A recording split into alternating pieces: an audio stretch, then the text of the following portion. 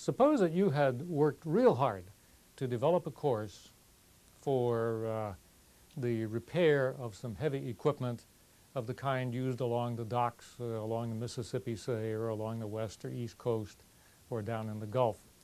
And during the development of this course, you built some magnificent videotapes. And then you sent the course out there to be used in the world. And a few months later, you discover that nobody's using it because they don't have any video equipment.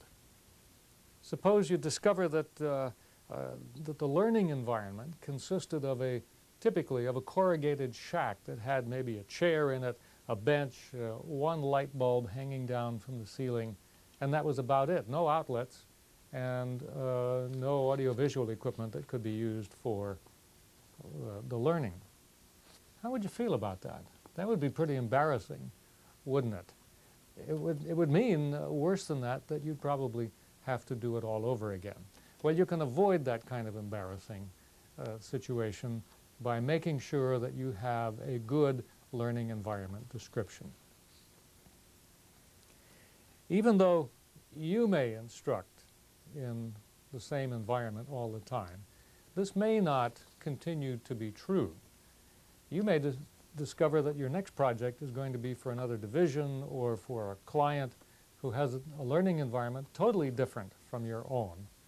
And you want to be sure to understand what that environment is all about so that you can build your instruction to match.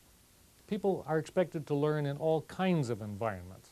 For example, they may be learning in the cockpit of an airplane, or they may be expected to learn in the job environment itself, or in a college laboratory, or in a corporate laboratory, or maybe in a hospital learning laboratory. And of course, we're expected to learn in the standard classroom, or maybe even on the street. Here it looks like this police cadet is practicing swiping lunch boxes from the kids. No. And you may find yourself learning at poolside sometime during this workshop. So learning environments differ, and the materials need to be put together so that they will fit, so that they will work in the environment in which they will find themselves.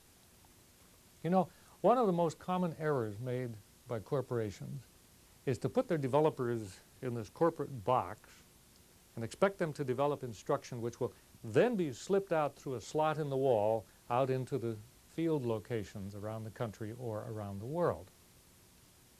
And frequently they find that material up on the shelf gathering dust.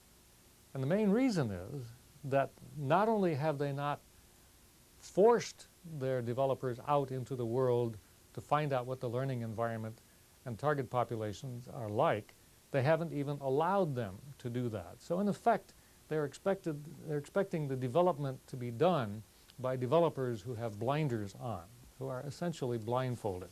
And the result is all kinds of mismatches. You find materials the wrong size, the wrong shape, the wrong color.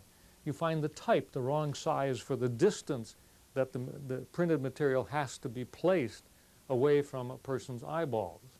There are any number of mismatches that occur as a result of a developer who doesn't understand the environment in which the learning is going to occur. Well, let's talk about your learning environment description. First off, describe the physical environment itself. Are the chairs comfortable?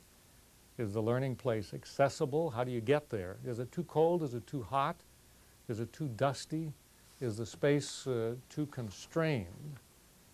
And then describe the equipment available, or the kind that can be readily made available.